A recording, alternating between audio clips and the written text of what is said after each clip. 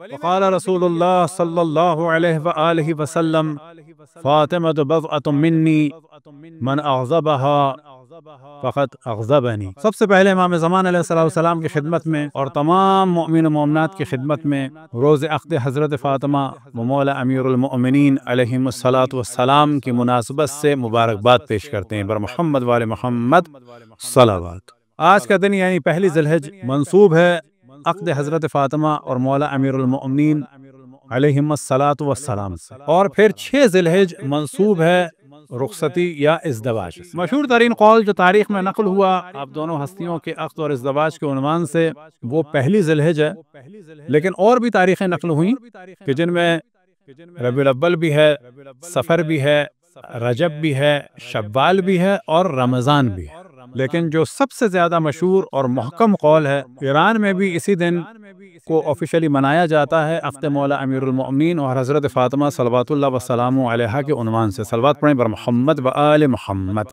یہ عقد جو در حقیقت روز ازل ہی سے علم خداوند تبارک و تعالی میں تھا اور زمین پر انجام پایا پہلی ذی الحج کو، اور اسی طرح سے عرش پہ بھی انجام پایا۔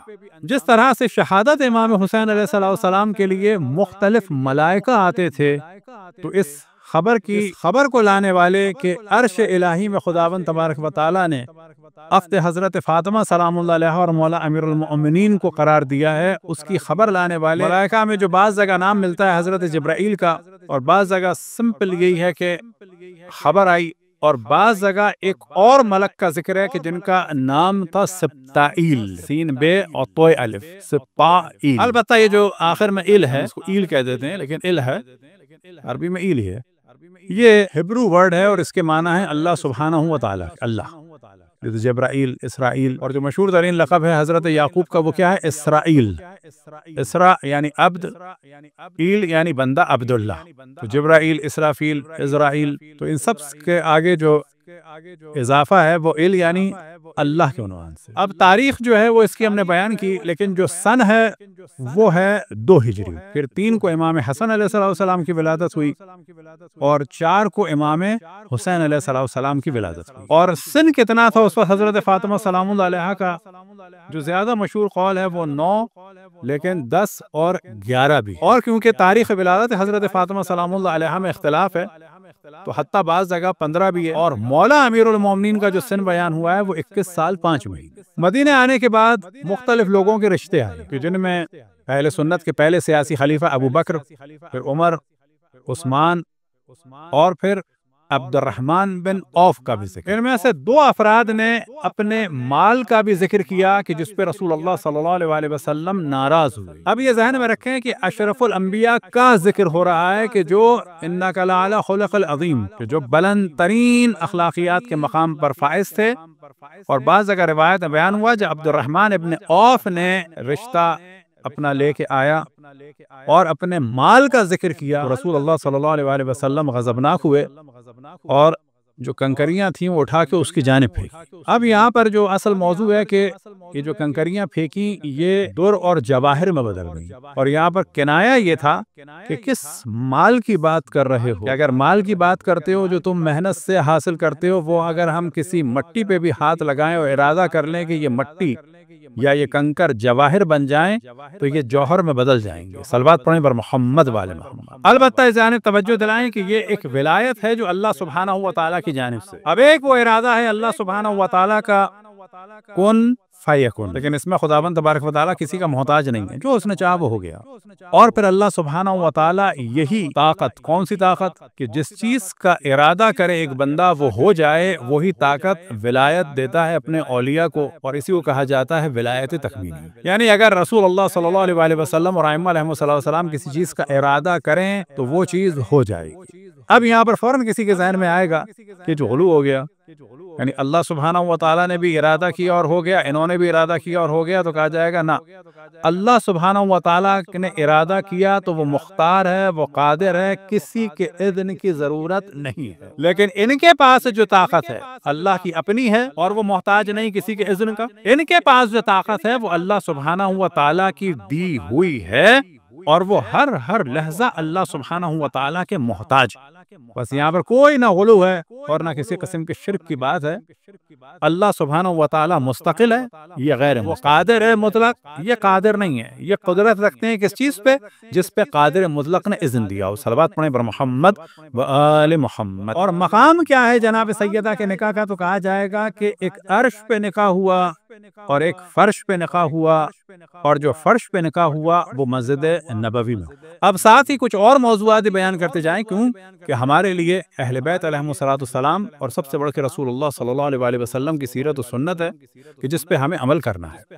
ہمارے لیے بھی مستحب کیا ہے کہ نکاح کہاں پر ہو؟ مسجد میں ہو۔ اب اگر مسجد نہیں ہے تو ظاہر ہے کہ جو متبرک ترین جگہ ہو سکتی ہے وہ کیا ہے؟ جیسے امام بارگاہ۔ لیکن یہ ذہن میں رکھیں کہ اگر کسی متبرک کہ جب مسجد میں ہو تو پھر مسجد کا احترام بھی کیا جائے، یہ ہمیشہ ذہن میں رکھیں۔ امام بارگاہ میں ہو تو اس کا احترام بھی کیا جائے، پردہ ہو، پاکیزگی ہو، ایک نظر آئے کہ مسجد امام بارگاہ کا احترام ہو رہا ہے۔ صرف مسجد امام بارگاہ کو منتخب کر لینا نکاح کے لیے اور بعد میں اس کا احترام نہ کرنا، اور اگر مسجد ہو تو پھر تو احترام اور سخت ہو جاتا ہے۔ اب تصور کریں اگر مسجد ہے تو ممکن ہے کہ بعض خواتین اس میں داخل ہی نہ ہو سکیں، ان کے خاص ایام و داخل ہونا حرام ہے۔ تو اتنا علم ہونا چاہیے کہ اگر کوئی مسجد میں رکھے ایسی تقریب کہ پھر اگر ہماری چند رشتہ دار خواتین نہ آ سکیں تو ان کو بھی اتنا علم ہو کہ یہ تقریب ہے لیکن اب مسجد میں داخل نہیں ہو سکتے۔ تو جب اہل بیت علیہم السلام کی سیرت پہ چلنا ہے تو اور ان کے احکام پر بھی چلنا ہو۔ اب تاریخ میں بیان ہوا کہ ان لوگوں کے رشتے آئے تو دوسری جانب بے حکم خداوند تبارک و تعالی مولا امیر المؤمنین کو بھی حکم ہوا، اور روایتوں میں نقل ہوا بعض جگہ اس طرح سے خود اشرف الانبیاء نے مولا امیر المؤمنین کو بلایا یا ان کے پاس گئے اور اس موضوع کو رکھا، اور بعض جگہ یہ خود مولا امیر المؤمنین گئے۔ لیکن دونوں صورتوں میں جو اصل اجازت تھی گو کہ عرش الہی پر ازل سے یہ نکاح اللہ سبحانہ و تعالی نے بھی عرش الہی پہ منعقد کیا، زمین پہ اشرف الانبیاء نے کہ ان سے زیادہ دنیا میں افضل کوئی بھی نہیں تھا۔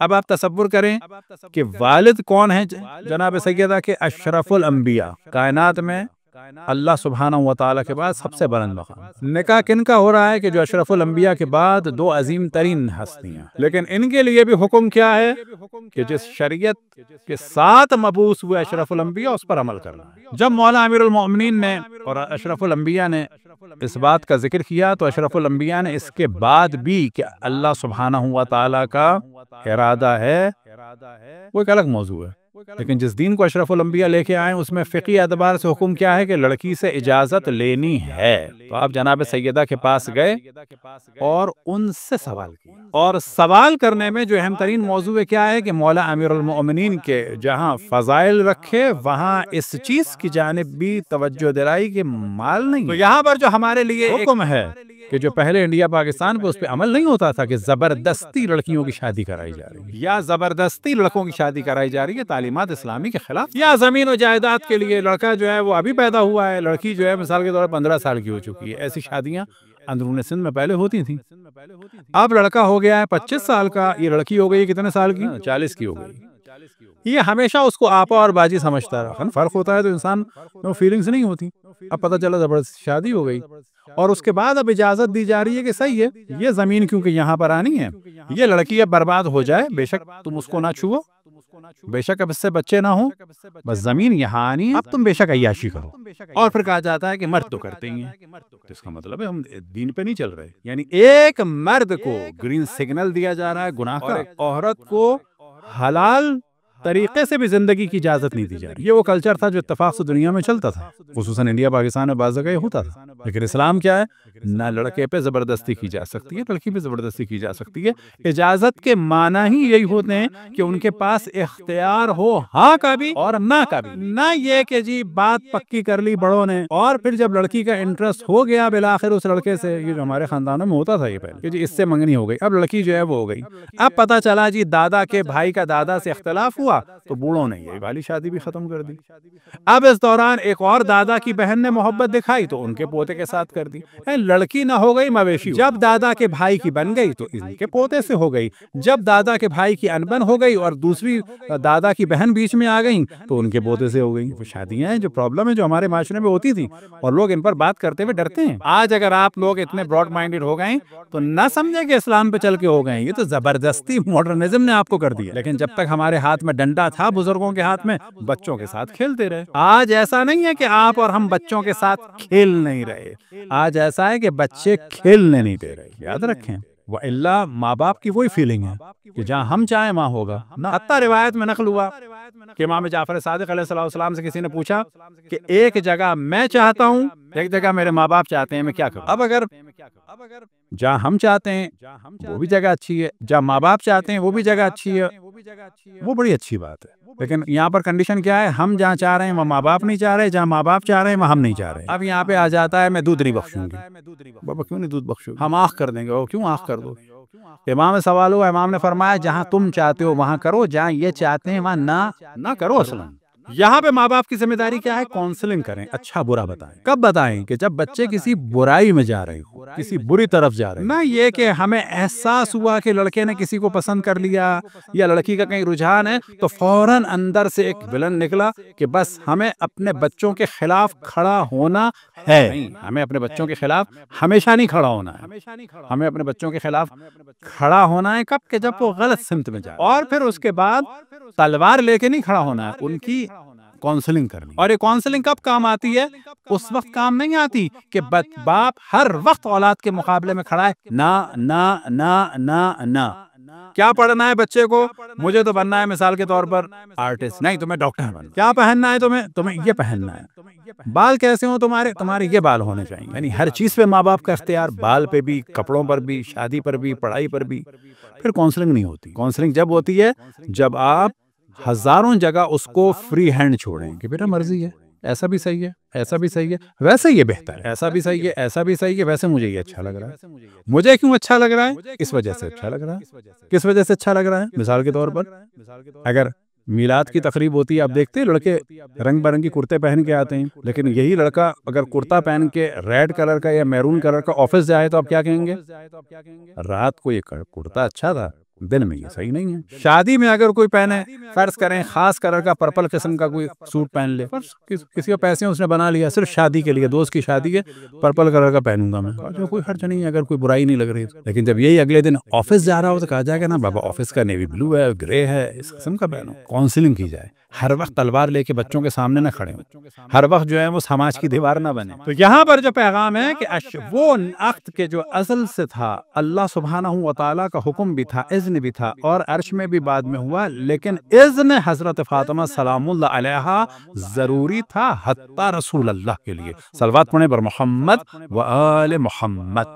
اب جب یہ عقد ہوا تو عرش پر بھی ہوا۔ جو عقد کے مستحبات میں سے ایک مستحب ہے وہ ہے تکبیر، کہ جب لڑکی کو رخصت کیا جائے تو یہ ہمارے مستحبات میں سے کہ تکبیر کے ندائیں بلند۔ اب وہ چاہے صورت میں ہو کہ ایک آدمی کہہ رہا ہو نعرہ تکبیر، سب کہہ رہے ہو یا رسول اللہ، یا یہ کہ اللہ اکبر اللہ اکبر اللہ اکبر، اس کے ساتھ رخصت کرنے کا استحباب ہے، کیونکہ یہ سنت رسول اللہ صلی اللہ علیہ وآلہ وسلم ہے۔ اور روایت میں نقل ہوا کہ جب جناب سیدہ سلام اللہ علیہا کا عقد، اشرف الانبیاء حضرت محمد مصطفیٰ صلی اللہ علیہ وآلہ وسلم نے جب جناب سیدہ کو رخصت کیا، اس سے پہلے کا بھی سن لیں کہ جناب سیدہ کے لیے ایک لباس رسول اللہ صلی اللہ علیہ وآلہ وسلم نے خود بنا، اور ایک لباس وہ تھا کہ جو وہ پہنی ہوئی تھی۔